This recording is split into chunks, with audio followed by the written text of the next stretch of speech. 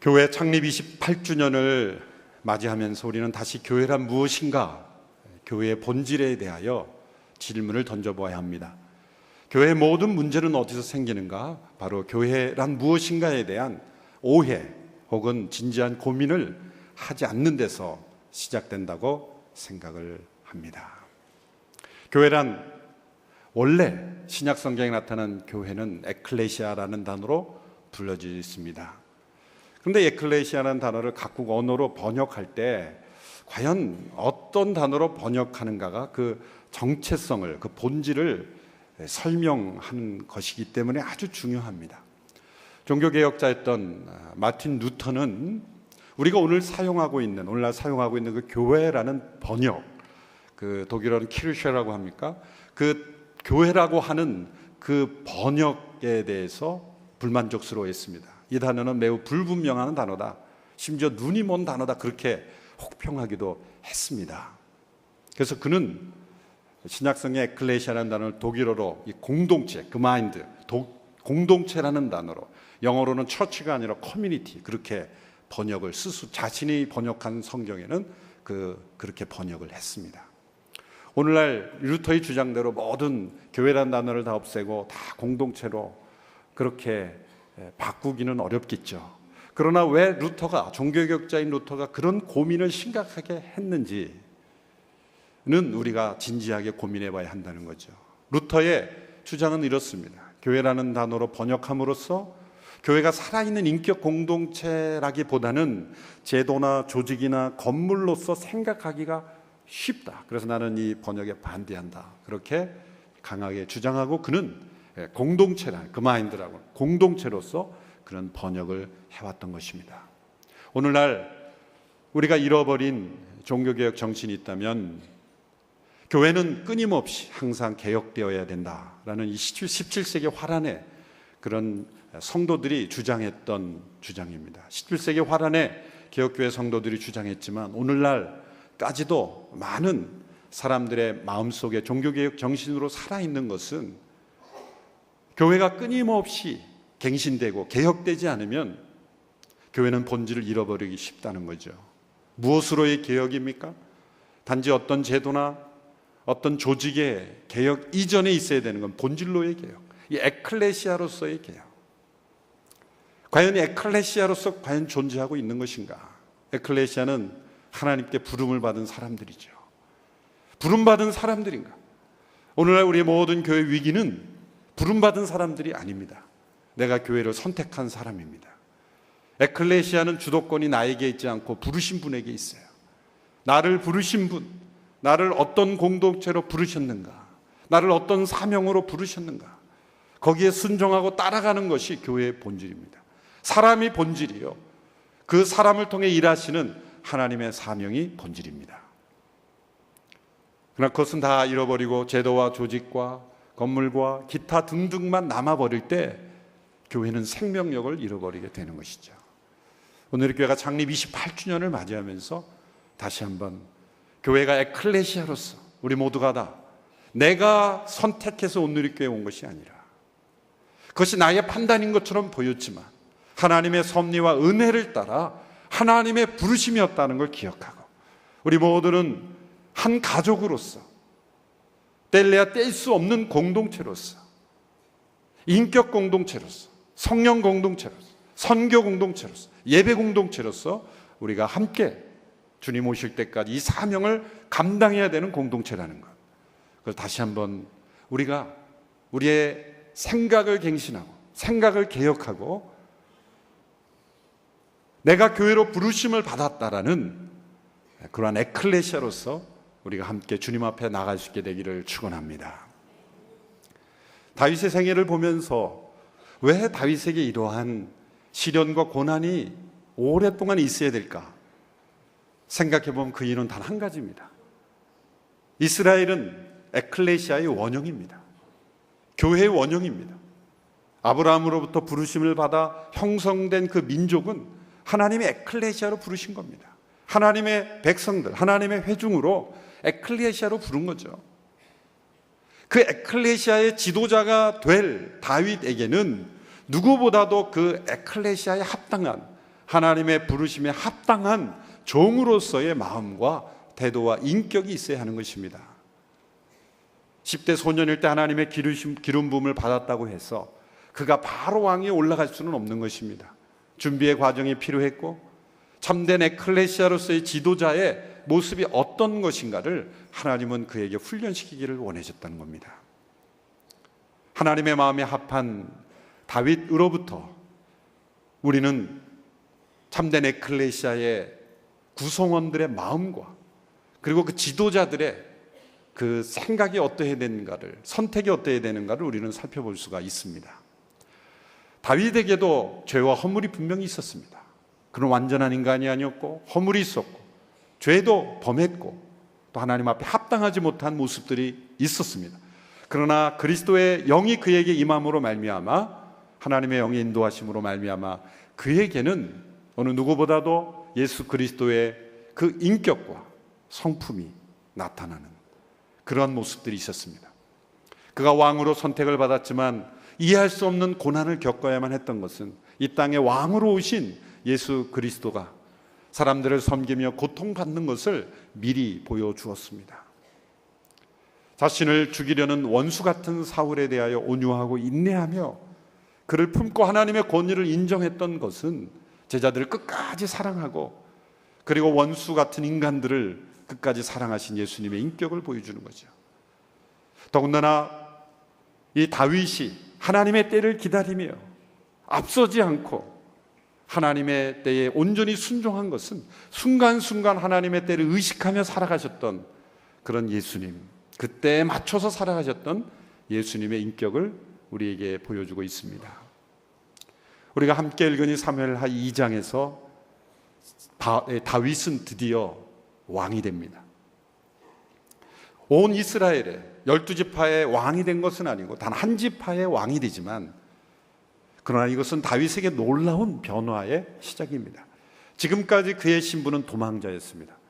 그러나 이제 그는 권세를 가진 왕이 된 것입니다. 그는 지금까지 블레셋의 망명한 야인들의 지도자였을 뿐이었습니다. 그러나 이제는 그는 이스라엘 12지파 가운데 가장 힘이 세고 강력한 유다 지파의 지도자로서 그는 세움을 받게 됩니다. 이 과정에서 나타난 하나님의 교훈이 있습니다. 다윗이 헤브론의 왕이 되기까지 그를 통해서 하나님은 어떻게 일하셨는가, 그에게 어떤 마음의 태도가 있었는가, 그리고 헤브론의 왕이 되기 직전에 나타난 그의 태도가 어땠는지를 우리가 함께 살펴봄으로써 오늘 우리가 참된 에클레시아로서, 참된 교회로서, 지도자로서 어떻게 하나님 앞에 서야 될지를 함께 교훈을 받고자 합니다. 사울과 요나단이 죽었습니다. 사무엘상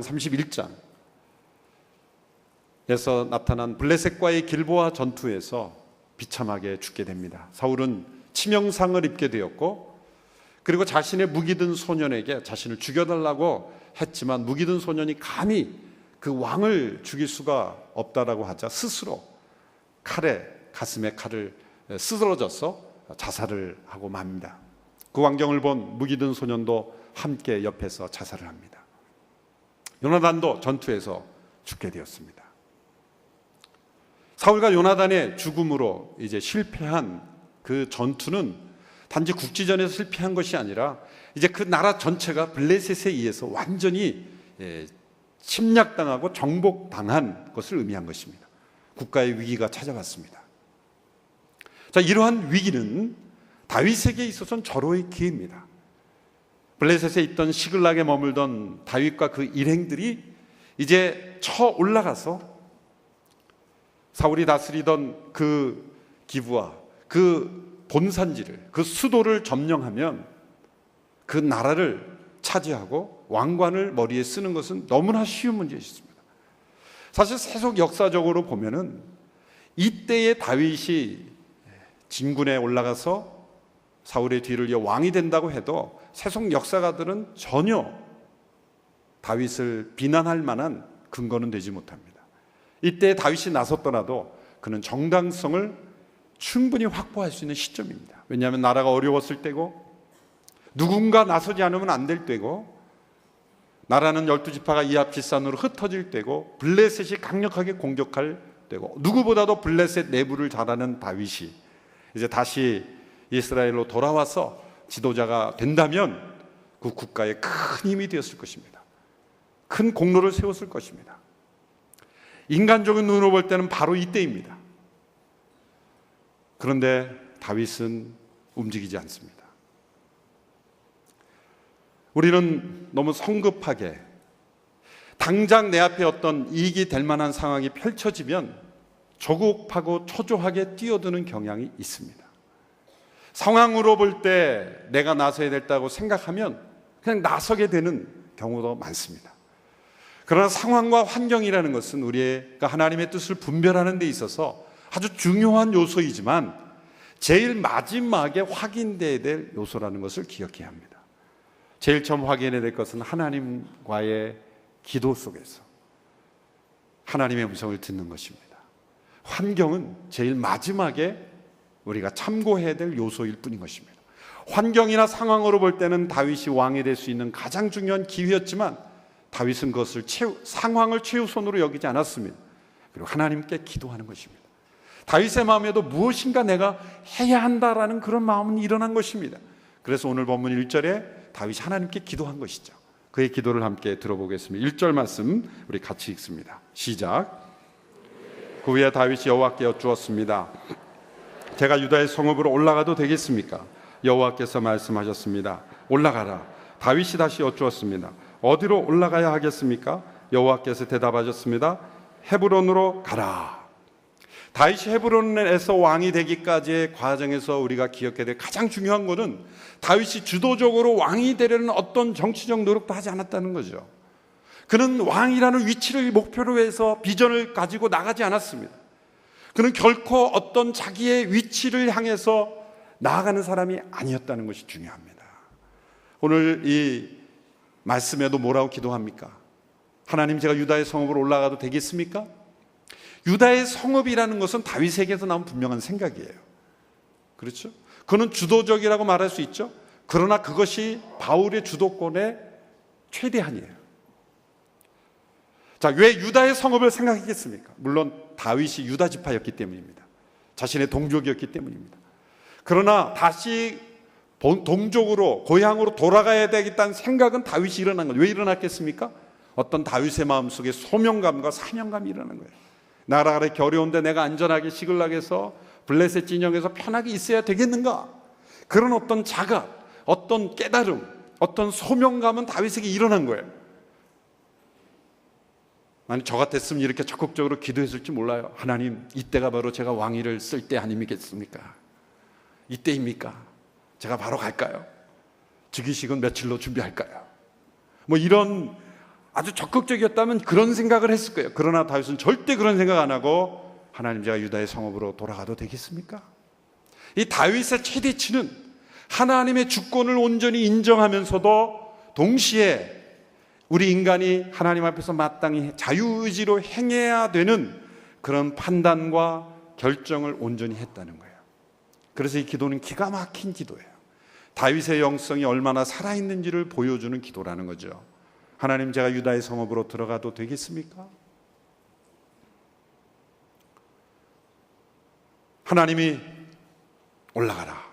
올라가라는 건 헤브론이 고산지대에 있기 때문이에요. 해발 한 1300m 이상에, 사해로 기준하면 훨씬 더 높겠죠. 아주 높은 고지에 있습니다. 갈렙이 그래서 내가 이 산지를 내게 주소요 할 때 그게 산지가 헤브론 산지거든요.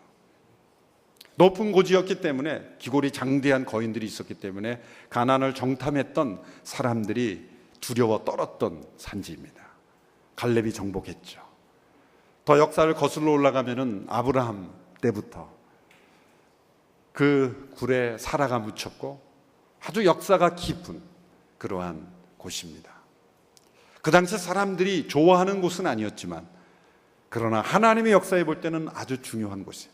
하나님 말씀하십니다. 헤브론으로 올라가라. 다윗이 헤브론을 생각했는지 생각 안 했는지 모르겠지만 하나님은 헤브론인 도시를 정해주셨어요. 헤브론으로 올라가라. 그래서 다윗은 헤브론으로 간 것입니다. 왕이 되려고 간 게 아닙니다. 그냥 유다의 성읍으로 돌아가야 되겠다. 그곳에 가면 내가 무엇인가 할 일이 있겠지. 내가 어떤 일이 하나님이 시키든지 간에 이 상황 속에서 내가 나의 안전만을 생각하는 것은 하나님의 뜻이 분명히 아닐 거야. 내가 돌아가는데 돌아가야 하는지도 묻어봐야 되고 어디로 가야 되는지도 하나님께 여쭤봐야 되고 하나님이 정해 주신 성읍으로 간 겁니다. 그런데 가자. 그 헤브론 사람들이 다윗을 왕으로 추대한 겁니다. 다윗은 자신의 어떤 위치와 자리를 놓고 목표로 세워서 계획을 세우지 않았어요. 그저 하나님과 동행했을 뿐이고 그의 마음속에 있었던 것은 사명감 때문에 움직이려고 했던 거예요. 여러분, 우리의 앞날에 있어서 하나님의 에클레시아로서 쓰임받는 사람들은 언제나 위치가 먼저가 아니라 사명이 먼저인 줄로 믿습니다. 사명감은 없이, 소명감은 전혀 없이 자신의 위치와 자리만을 염두에 두는 사람은 결코 에클레시아가 아니에요. 부름받은 사람의 인생이 아니죠. 그러나 단연코 확신하건대 사명을 따라 움직이고 소명을 따라 행하는 사람은 언젠가 하나님이 그 자리도 만들어주시고 위치도 세우는 줄로 믿습니다. 위치보다 중요한 게 사명이에요. 제가 유다의 성읍으로 올라가도 되겠습니까? 라는 질문에 담긴 그 다윗의 마음속에 있는 영성은 그에게는 자신의 위치나 자리보다 하나님이 나를 통해 일하시는 사명이 무엇인가가 더 충실했다는 거예요. 이게 참된 에클레시아의 모습입니다. 참된 교회의 모습은 어떤 위치나 자리에 그게 가장 우선순위가 아니라 그게 없을 수는 없죠. 공동체에도 어떤 조직이 필요하고 제도가 필요하고 그러나 그거보다 더 중요한 것은 하나님이 나를 부르셨고 나를 통해 일하시는 그 사명, 그 소명에 충실하게 다윗처럼 따라가다 보면 하나님이 그 사람에게 필요한 자리는 주시고 필요한 위치는 주시는 거예요. 또 필요 없으면 하나님이 또 가져가시는 거예요. 우리에게 중요한 것은 사명과 소명일 뿐이다. 이것이 참된 에클레시아의 모습인 것입니다. 이런 맥락에서 다윗이 고백했던 시편 37편의 말씀을 우리가 읽어보면 그 다윗의 마음이 우리가 이해되는 것이죠. 시편 37편 5절에서 9절의 말씀을 우리 같이 한 목소리로 함께 읽어보겠습니다. 시작. 당신의 길을 여호와께 맡기십시오. 또 그분을 신뢰하십시오. 그러면 그분이 이루어질 주실 것입니다. 그분이 당신의 의를 빛나게 하시고 당신의 의를 한낮처럼 밝히실 것입니다. 여호와 안에서 잠잠히 그분을 참고 기다리십시오. 일이 잘 돼가는 사람들, 곧 악한 짓을 하는 사람들이 있다고 초조해하지 마십시오. 화를 그치고 분노를 참아내십시오. 초조해하지 마십시오. 그렇게 하면 악으로 치달을 뿐입니다. 악을 행하는 사람은 사라지고 여호와를 바라는 사람들은 이 땅을 유산으로 얻을 것입니다. 여호와께 맡기고 신뢰하고 그분을 참고 기다리고 바라는 사람들이 이 땅을 차지하게 될 것이다. 이것이 이 다윗이 체험한 진리입니다. 어떻게 여호와께 자신의 길을 맡기고 그분을 참고 기다리라고 권면할 수 있습니까? 본인이 참고 기다렸던 체험이 있기 때문입니다. 10여 년 이상 광야를 헤매며 도망했고 그는 헤브론에서 한 부족의 왕이 되었지만 거기서 또 7년 반이나 기다려야만 했어요. 북쪽은 11지파가 하나로 뭉쳤죠. 이스라엘은 12지파가 있지만 외세의 침략이 있을 때는 한 이 히브리인으로서 하나가 되어서 단결했지만 그 외에는 다 지파별로 움직이는 이 지파의 정체성이 국가의 정체성보다 훨씬 더 강했습니다. 특별히 유다 지파는 가장 많고 강력한 정체성이 있었죠. 그래서 따로 다윗을 왕으로 모실 수 있는 거예요. 그러니까 겉으로 볼 때는 나라가 분열된 겁니다. 북쪽의 11지파는 그냥 이스라엘이라는 이름으로 원래부터 잘 모였고 그리고 그 사울의 사촌이었던 아브넬이라는 군대 장관이 그 사울의 아들 이스보셋을 왕으로 세웁니다. 허수아비 왕이죠. 5년 동안 이 아브넬이 이 군부 통치를 한 겁니다. 스스로 왕이 될 수는 없고 왕이 되면 또 반란을 일으킬까 봐 뒤에서 조종했죠. 실제적인 권력을 행사했지만 이제 안 되겠다 싶어서 이제 한 5년 뒤에 이 이스보셋을 허수아비 왕으로 세웁니다. 이스보셋은 왕을 때릴 능력도 없고 자격도 없어요. 결국 2년 뒤에 또 신하들에서 암살당하고 말죠. 그리고 그 이후에 온 이스라엘의 왕이 되는 겁니다. 그 기간까지 7년 반 동안 유다의 족속의 한 지파의 왕으로서만, 남유다가 아니라 유다 지파의 왕으로서만 그런 존재했습니다. 겉으로 볼 때는 분열이 된 거죠. 자, 이러한 과정을 겪으면서까지 하나님께서 다윗을 훈련시키는 이유가 무엇일까요? 겉으로 볼 때는 국가가 분열된 것처럼 보입니다. 여러분, 온 지파가 하나 되면서 하나님의 뜻대로 행하지 않는 것이 좋겠습니까? 아니면 어떤 분열이 있더라도 한 지파라도 제대로 하나님의 뜻대로 행하는 것이 좋겠습니까? 연합과 일치라는 것이 우상이 되면 안 돼요. 도둑들도 하나 돼야 도둑질 잘해요. 그렇죠? 도둑이 아무리 우리가 하나 돼야 된다. 그럼 하나 되면 모두가 옳은 거입니까? 좋지 않은 일도 하나 되어야 할 수 있는 겁니다. 중요한 것은 무엇으로 하나 됐는가? 그것이 중요한 거예요. 이스라엘 백성들은 완전히 영성을 잃어버렸습니다. 하나님은 먼저 다윗으로 하여금 유다 지파 한 족속의 왕이 되게 하셨어요. 그 뜻이 두 가지 이유가 있어요. 그것은 하나님은 언제나 소수의 사람을 먼저 구별하셔서 참된 에클레시아가 되게 하시고 그 다음 사람들도 에클레시아로 변화되게 하시는 거예요. 다윗 한 사람을 구별하시고 400명, 600명을 구별하시고 유다 지파를 구별하시고 그리고 전 지파를 구별하기 원하시고 전 온 민족을 또 구별하기를 원하신 거예요. 아브라함 한 사람을 부르셔서 땅의 모든 족속을 구별하신 거예요. 온누리교회를 부르셔서 온누리교회만을 축복하시는 게 아니라 온누리교회를 통해서 열방을 에클레시아로 변화시키는 것이 하나님의 목적인 것입니다. 그러므로 열방을 향하여 나가지 않으면 참된 에클레시아가 되지 못합니다. 왜? 부르심에는 사명이 있기 때문입니다. 유다 지파가 강력한 것은 유다 지파만을 위해서가 아니라 유다 지파가 강력했기 때문에 다윗을 왕으로 먼저 세울 수 있었던 거예요. 그리고 나서 온 열방을 복음할 수 있는 거예요. 우리 CGN TV가 그동안 귀한 사역을 잘 감당했습니다. 근데 어떤 분들은 그렇게 CGN TV에 대해서 부정적으로 얘기해요. 그거 한 교회 가는 게 아니냐. 연합으로 해야지. 한 교회 가는 게 아니에요. 우리 교회만 하려고 그렇게 시작한 것은 아닙니다. 처음에 저희가 교회 연합방송에 하 목사님과 함께 참여했었죠. 그러나 그 정치와 그 내부의 어려움에 너무 많은 실망을 하실 수밖에 없죠. 이 순수한 방송으로 지킬 수 있는가? 하나님의 방법대로 원리대로 지켜낼 수 있는가?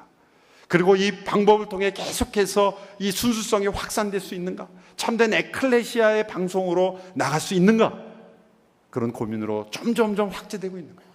이제 조금씩 우리 교회를 넘어서 이제 동참하는 사람들이 늘어나기 시작하며 이 순수성에 함께 동참하는 사람들이 많아지기 시작했습니다. 저는 이것이 하나님의 원리라고 생각을 해요. 또 다윗 개인에게로 보면은 작은 일에 충성했을 때 더 많은 것으로 내게 갚아주겠다, 맡겨주겠다라고 하는 그 말씀대로 하나님은 하시는 거예요. 먼저 한 부족부터 해봐라. 내가 이 부족을 잘 다스리면 나머지 부족도 맡기겠다. 그런 원리죠. 오늘 보면 4절 이하에 보면 이제 우리 CGN 후원 작정도 있고 그러기 때문에 말씀을 마쳐야 되기 때문에 간략하게 요약을 하면 다윗이 유다 지파의 왕이 되고 나서 처음으로 한 일이 뭡니까? 길르앗 야베스 사람들을 축복한 일이에요. 길르앗 야베스 사람들이 사울이 전쟁터에서 죽고 그 시체가 버려진 것을 알고 어떤 어려움 속에서도 시체를 가져다가 정석권 장례를 치렀어요. 왜냐하면 길르앗 야베스 사람들은 그렇게 해야만 해요. 왜냐하면 그 사람들이 암몬 사람들에 의해서 완전히 죽임을 당할 때 사울이 구해줬거든요. 그때는 사울이 능력이 있었거든요. 그래서 길르앗 야베스는 일종의 사울파 사람들이에요. 그러니까 사울 지지 세력의 집합지예요. 우리나라도 보면 지역별로 좀 색이 분명하잖아요. 그보다 더 심했어요. 길르앗 야베스는 곧 사울의 집권 세력이에요. 그러니까 사울이 광란의 질주를 해도 그 길르앗 야베스 사람도 무조건 사울 편인 거예요. 그런 정서에 있는 사람들이기 때문에 죽은 이후에도 사울을 애도하고 사울을 기념하고 있었어요. 그런데 다윗이 어떻게 했습니까?